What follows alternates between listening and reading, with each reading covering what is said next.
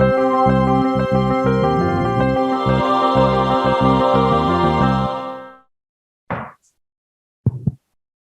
you so much, Ravin, for the introduction. Very warm good afternoon to everyone. Thank you for joining us post-lunch. A great responsibility here that we can't put people to sleep. So we'll try to keep this as interactive as possible. I'm Ashima Ohri, and along with me is the August panel. Since the introductions have been made and we need to keep to our timings, I'll jump straight to the hard questions here. We're looking at the Great Resignation. Let's ask our panelists why this has been the case, what is leading to the Great Resignation in the developed countries, and is this coming to a developing country like us? Mr. Sundaram. Thank you so much, Ashima. First and foremost, everybody who is outside, they should come inside because we are going to talk about salary hike. And we are going to talk about bonuses, we are going to talk about awards. So everybody who is outside should come because otherwise they will miss something. Absolutely. Right. Ashima, this whole concept of Great Resignation, as we hear, has really caught our attention. It's not that it was not there. And you remember me and Raghu, we were talking and we said that even in 2008, there was this kind of a resignation. But post-pandemic, this whole phenomena increased. And if we try to do a categorization of the reasons why this resignations spurt happened, I was going through this report of Michael Page, which is Talent Trained 2022. And he lists down 10 factors which influence an employee to leave the organization. And at the top is salary. That's what we were talking about. Salary, bonus, which constitute 20% out of the 10 factors. The second most important, and that is very, very interesting, is company culture and values, which constituted 19%. And then comes the leadership and other factors.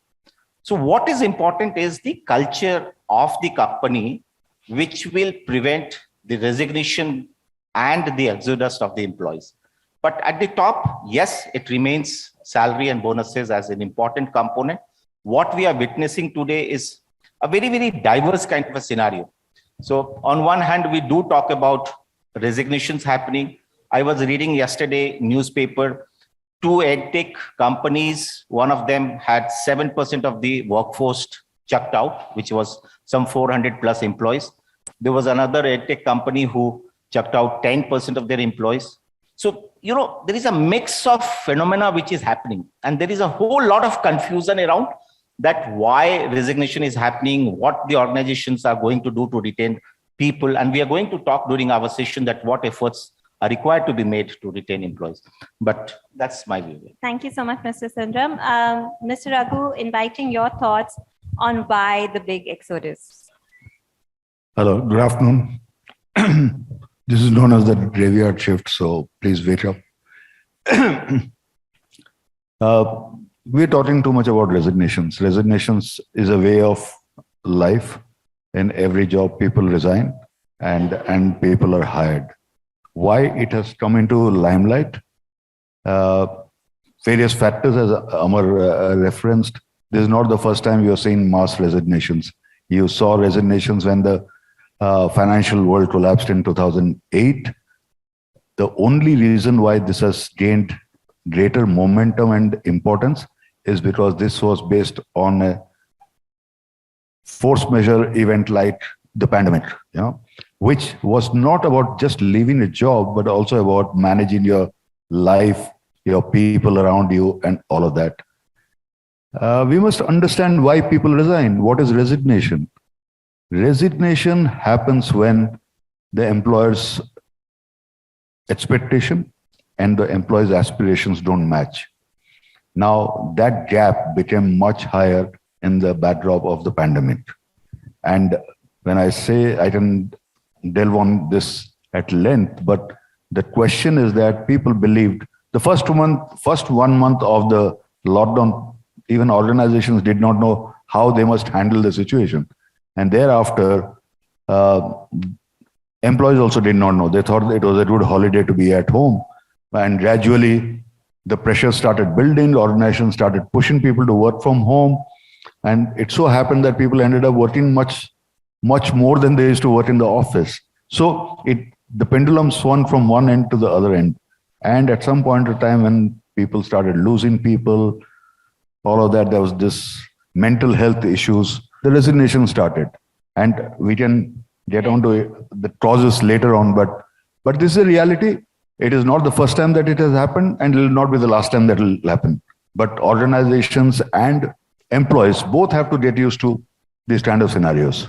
Right. So you're saying, people have come to the cruel, realization that life is more than just your work and, of course, family and all those things that were, Ashima, just to add to what Raghu said and what you are about to say, this same report which I'm talking about, Michael Page conducted a survey of the candidates in India, and they came out with this data that 63% of the candidates, they say that we are ready to forgo our salary, bonuses, but we need mental health, peace, flexibility, and enjoyment with the work. And that's why an not? Interesting data. Absolutely. Why not? Inviting Ms. Pirgal's thoughts on this as well. They've been about, just to put this into perspective, with a number, 4.53 million people quit their jobs in March alone in 2022, according to a US poll. So what are your thoughts on where is this headed, and what are some key concerns and reasons here? So to your first question, right, whether it's only happening in developed countries or developing countries, it started off with the developed countries, but I think India is also following suit. Initially, when the pandemic hit, people were very cautious. They were very cautious about their jobs and job security. So people did not move enough. But after the second wave and after the COVID vaccines, I think they just threw everything. They just threw caution, and they started looking around with the tech industry and the education sector, especially, where people realize that they can be efficient and they can work from home without having to physically move around. They started moving jobs more often than they would do otherwise. Right. And we see that a lot of women, if you even look at the stats, women resign more than men because of the work-life balance issue and because they burnt out.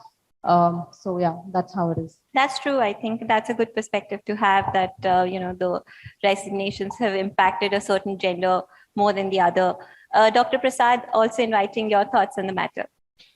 So I would try to give a different spin. I think it's a great designation, but I think it's also a great opportunity. Yeah. Because what we are looking at firms, a lot of friends I met here, Luthra and Partners, Saraf and Partners, Business World, creating 8 editions of magazines, right? So, and then, we have companies like, we add unicorns every year, and we beat the estimates of the previous year in just 3 months when we started. So all this perhaps is also leading to a positive factor, which is the great opportunity as I see it. So people are leaving for better opportunities. And if you talk to your HR, they say that, we have candidates who are getting 50 to 60 or 70% hike. So that also is a part of the great resignation story. Right. That, somebody who is resigning from a Boeing or an Airbus is able to find a better job, and not only one job, job offers from 4 or 5 companies, which I think is a great thing. And reasons for that are multiple, because the startups, the kind of environment they are providing, the kind of growth, or they are, they have a lot of funds and they're able to give better salaries than people working in a traditional company like Boeing or a manufacturing company. Absolutely. So for me, that is how I see it, and which is definitely a good story. That's true. People would leave for greener pastures, as I was discussing with everyone even before this panel. But what is the cost to a company here? And why is this a GC conference topic? Is simply because what do you do in terms of your policies to help your people stay in the company? There's legacy knowledge to your employees being with you. Coming back and starting with Mr. Sundaram again, as a general counsel, Mr. Sundaram, how are organizations looking at this? Is this a concern for them? We also have heard some really senior people in the leadership and founders making some really sad exits.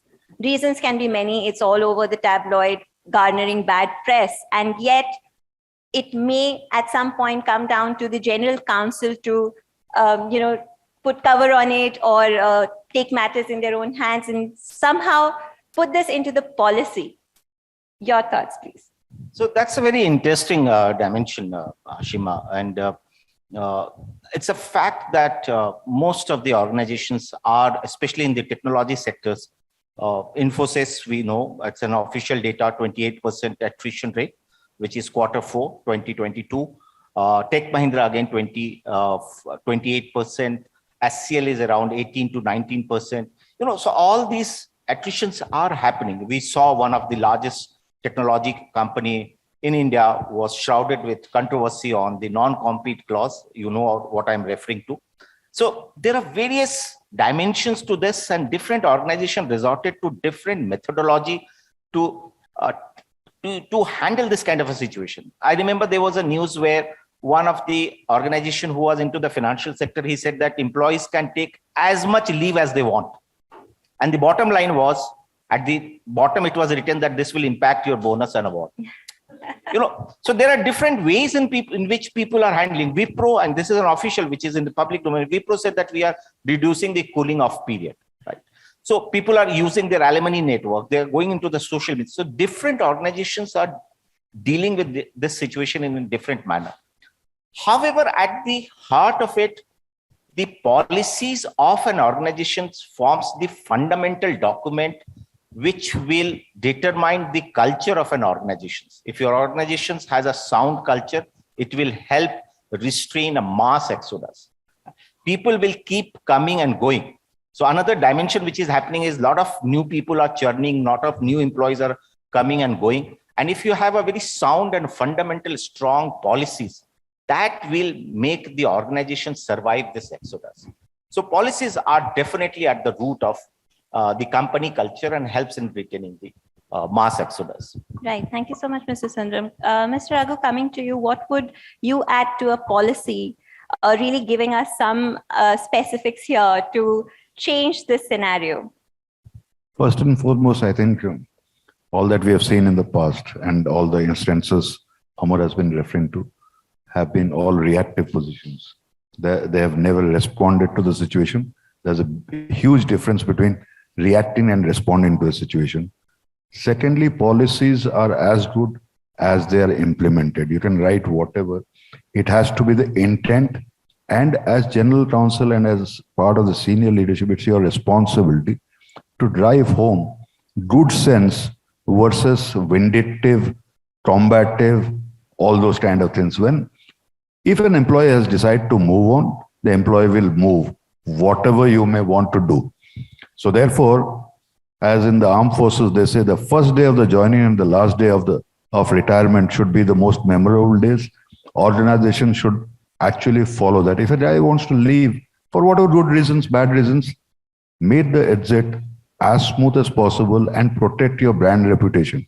What you're doing, if you get into combative mode, is that you are destroying your brand reputation. It becomes difficult for you to hire people at senior leadership because we are all human. We tend to believe what is written in the newspapers, whether that is factual correct, incorrect, we don't know. So just to add a question here, if you have a resume which has 10 years in one company, as against somebody who's been jumping 10 organizations in the last 10 years, what do you do with those two resumes? You evaluate both. Okay. But having said that, 10 years tells you tenacity, tells you ability to blend with the culture. 10 jobs in 10 years tells you a different story, but you must understand what is the story. Sometimes don't create stereotypes, first and foremost. But yes, if 10 jobs in 10 years, certainly you'll not hire. But if 5 jobs or 3 jobs in 10 years, there might be good reasons why the person, and these days, there's a lot of, unlike say 20 years back, the family challenges never come to the fore. Today, in the new generation and as the generation moves, there are a lot of challenges, nuclear families, no support, the wife is working somewhere, husband is working, so one of the spouse has to move. So these are various causes for which a person could have left the job in 3 years. But 10 jobs in 10 years, no, at least not higher in the general counsel's office. Quite a frowned upon practice, I say. Ms. Pirgal, coming to you, we've heard of people wanting to leave, but what about organizations driving out their people? Now, what are the organizations doing wrong and how do you correct them? So voluntary resignations versus involuntary, I think when it comes to involuntary resignations, that is where this room of people become the most powerful people in the organization.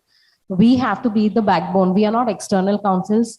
We cannot just give advice on a legal paper and say, do this or don't do this. As general counsels, in-house counsels, we become strategic partners to our business, to our board. So working closely with the management to understand what are the legal risks, how to communicate, what do you actually put on record, what is the audit trail you're creating, who is sitting in the room to have those conversations, right? Firing 100 people on a WhatsApp call, you know what happens, versus having that one-on-one conversation. And like my co-panelist told, that having it in a more pleasant way, exits happen, you can only control what you can control. But doing it in the right way, making it pleasant for both of them is a win-win. And that is where I think as GCs, we have to find that balance and become that bridge between the management and the exiting management. Right. So what would you do when you're in an exit interview? What would your line of questions be, just to have more specifics as to what HRs should be looking at? So as an in-house counsel, I've seen this practice a lot, right? When things are going well and, people are not resigning like the way they are resigning, your exit interviews are just on paper. Someone really junior or maybe a trainee is doing those exit interviews and you know where they land.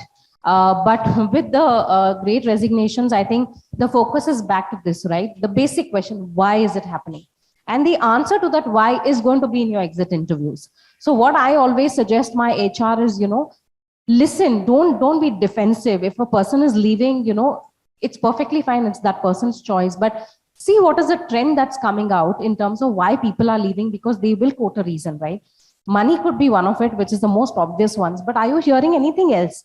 Are you hearing that, your culture is not safe and secure for certain genders? Are you hearing that, the benefits are not up to the mark? You're trying to do a one size fit all. Then the HR has to take stock of, okay, what's the trend that's coming their way? And then respond to those things. And that is where you have to have that detailed eye to see what's coming out. Right. Thank you, Ms. Speaker. Dr. Prasad, coming to you. Is there a win-win situation here for the board and the employees leaving? How do you keep the balance? I think the tables have turned because it's a war for talent. And, some companies I heard today is facing an attrition of 40-45%. I can only sympathize the talent acquisition head of that company or the HR head, how they will, meet the requirements of a growing business to get a talent. So I think it's more now a company's requirement that if we are letting somebody go, it has to be respectfully. We can't burn the bridges. Today is not hire and fire policy. I think it's we have to give respect. The culture has to be there. And we should be mindful of the fact that others are hiring at a double the speed of what we need the talent for. So I think it's a scenario which has completely changed. Right. Thank you, Dr. Prasad.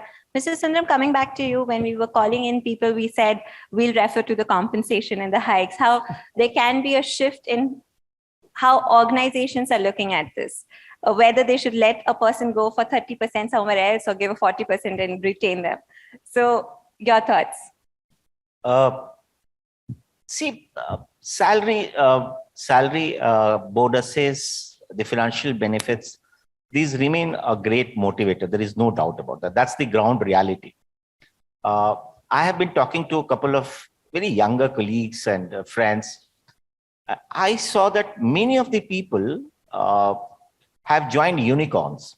Many of these people have joined small high-tech companies. And when I talk to them and I say that, why are you leaving a good branded organization and joining a smaller organization or a unicorns?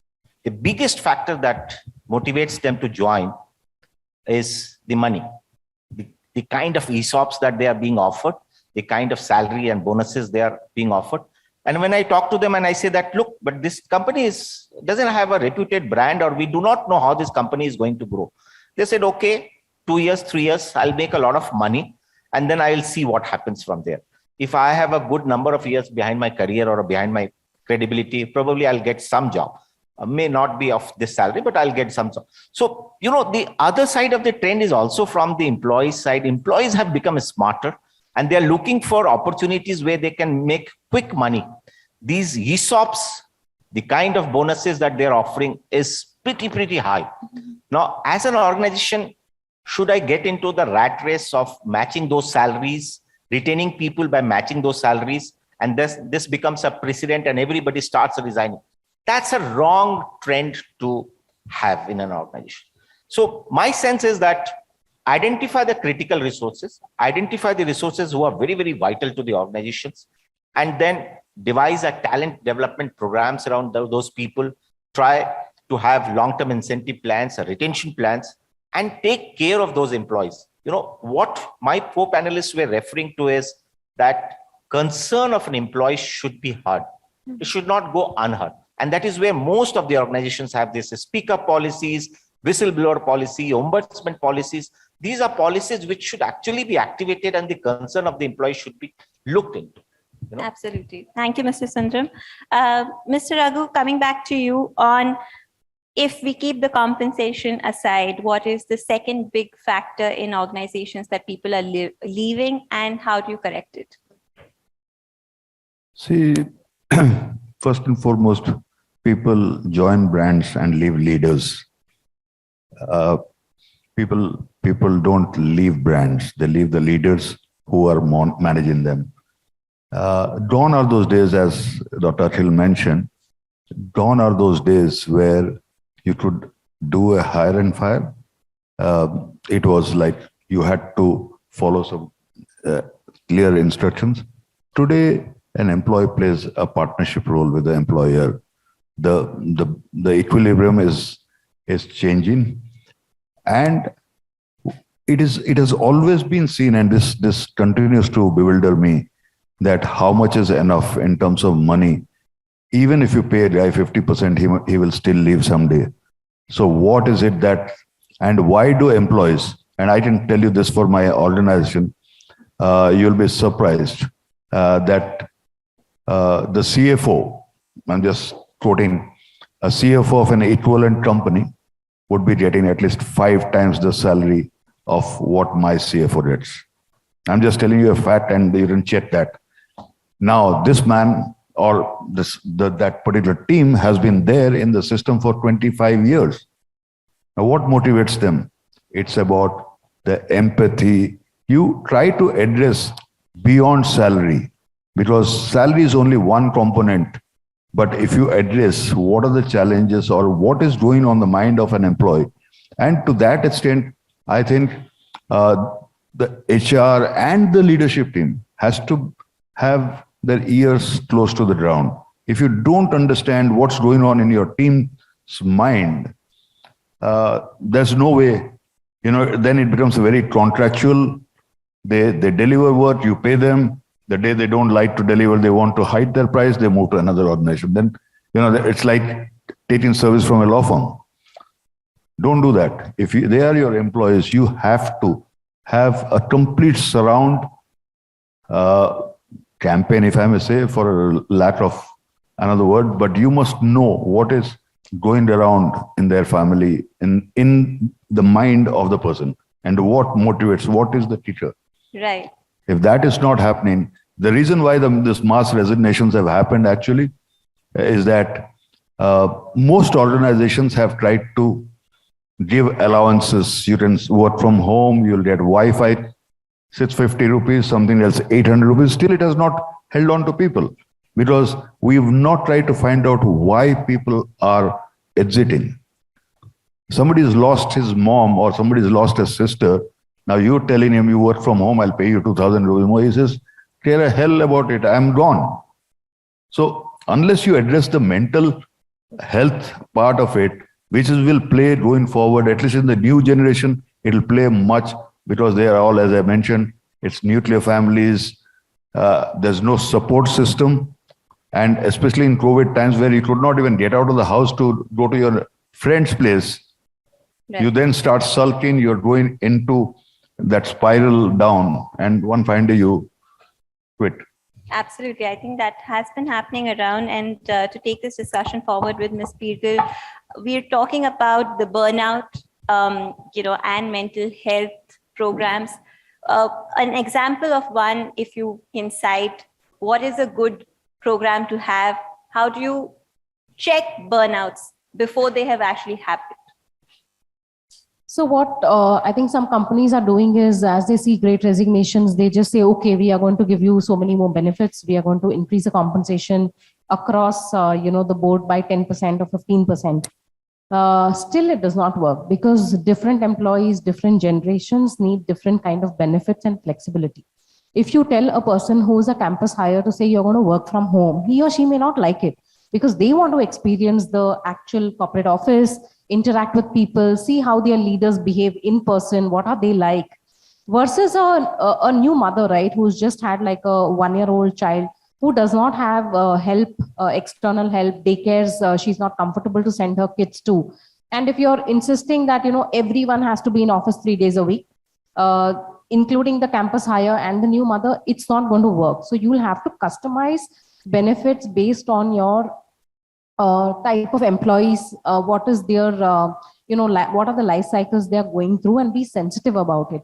Enable the managers, not just at the board level or at a leadership level, but even the people managers under you to say, take a call, what works for your team, please take a call and give that benefit and give that flexibility to your team. Right. I think that will help. Right. I think there's no one size fits all sort of a policy. So we need to customize them based on where on the leadership level you are. Dr. Prasad, again, your thoughts on the same. What is a good way to strike a balance between the burnout that's being caused with all the Saturdays, Sundays, mornings and evenings, Zoom calls and virtual reality? How do you manage it? So I think the biggest thing is the reason for a burnout is how you treat your team. So if I were to look at my team, which is very, very small, I think the biggest thing which I have to ensure is the appropriate workflow between the teams. Like who is doing what. If I'm not completely glued on into what kind of work my team is doing, and I pile on the work onto my team without thinking that how much work they have, and they should also have a work-life balance, I think that is where the burnouts happen. Mm-hmm. And this is exactly, what, when we hear such kind of stories from HR or other people, and they say that, somebody has raised an ethics issue, that this manager is, crazy, and we are not willing to work under this manager because, all work, no play, and it is, putting us under a lot of pressure. So that is where, we go out and we coach the manager, because in some organizations, it is not unheard of that you coach the manager. It's always, the fault is always of the subordinate, which is something we have to change. And which is where we bring about that change at the General Counsel, that we tell these people that the problem may not be with your subordinate. This may be a problem with the manager. So I will not give the name of the manager, but in our organization, 3 ladies at different time zone levels complained about the same manager.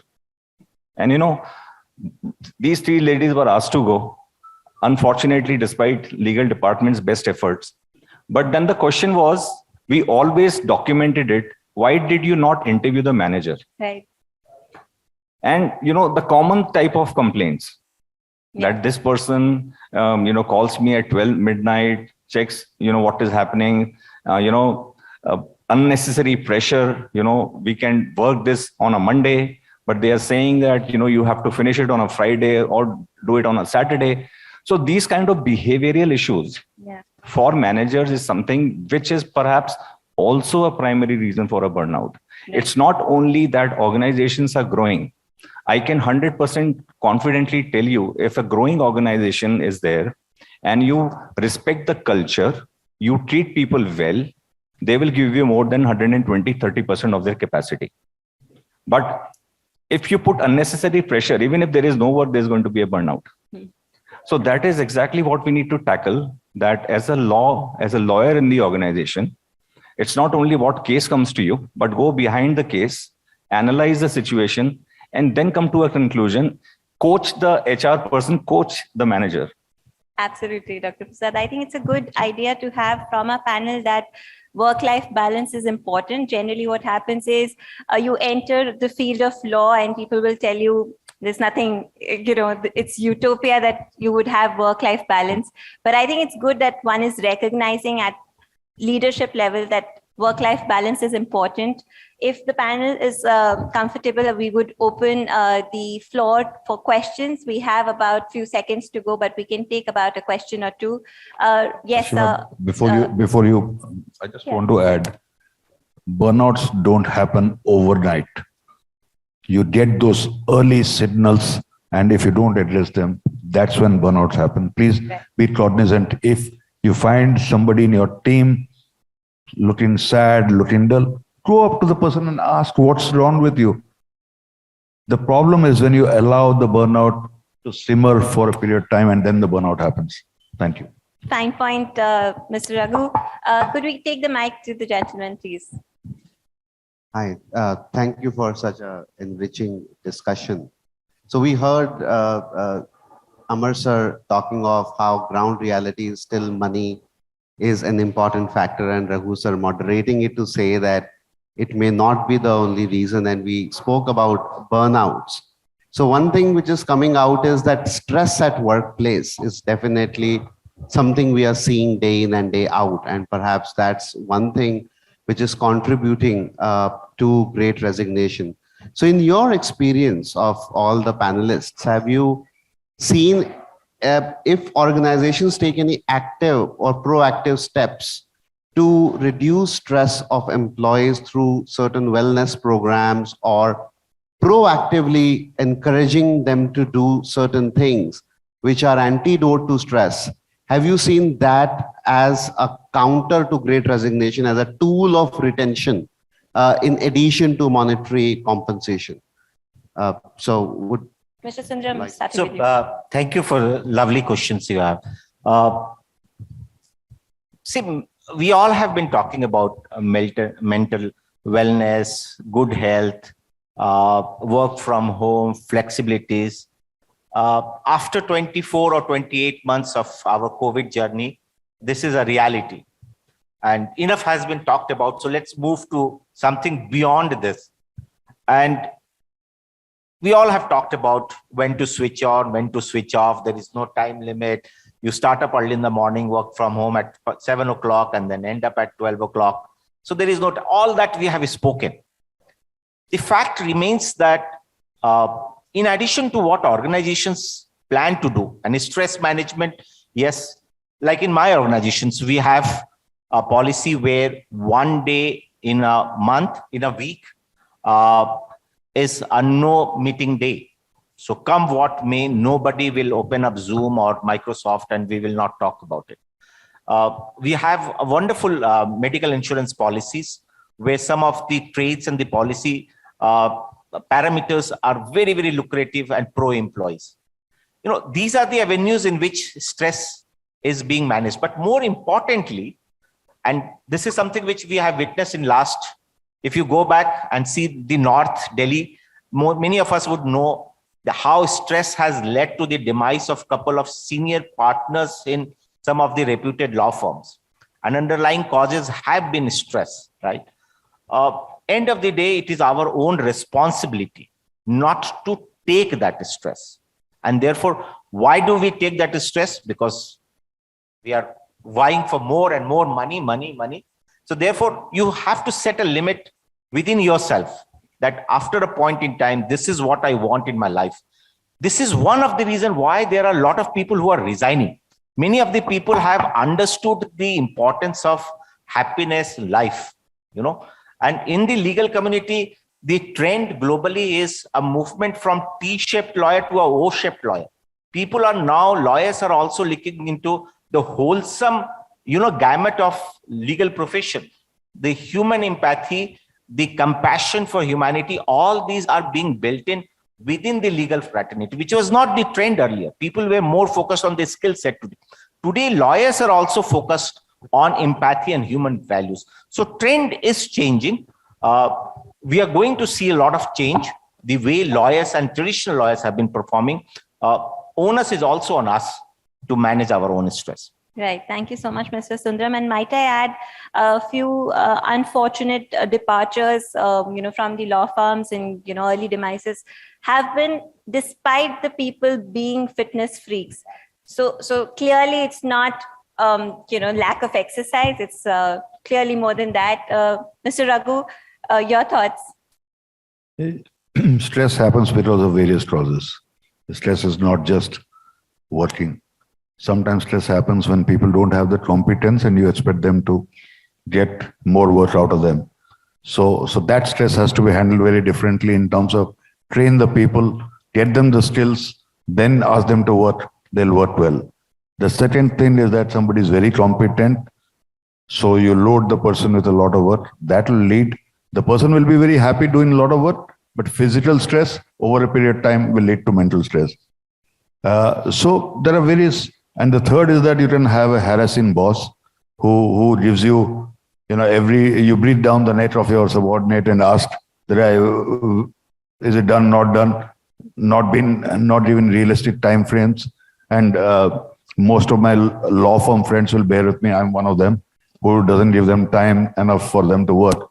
But having said that, stress has to be released. And at some point in time, if people are stressed, they have to stand up and say, sorry, beyond this, I just can't do it. Because there's no point, if you are stressed, you get into ill health, the only set of people who are worried are your family, not any of the organizations. And I emphasize, the lawyers that you're talking were very dear friends. I've seen them when they started their career and they're no more. And I know the families right now, the families are struggling, right? Yes. So don't take stress. As in one of the movies, there's stress, dene ka, lene ka nahi. Absolutely. Never take stress. Call it a day. Go to the hills, go to the beaches, but don't take stress. Thank you. One of the things, Vocations just one very small, absolutely. one of the things to manage your stress is get up every morning. And if you had a nightmare last night, just put it in your diary. Which client did you see in your nightmare? Or which boss did you see in your nightmare? And try to manage those nightmares. That will be a simplest way to manage your stress. Thank you so much, Dr. Prasad. One last statement from me is people who feel appreciated, who are appreciated, give much more to the job than you expect. So as a manager, I think that is the least we can do. Right. Thank you so much, panel. You've all been wonderful. A big round of applause for Mr. Sundaram, Mr. Raghu, Ms. Pirgal, and Dr. Prasad. You've been a lovely audience. Thank you so much.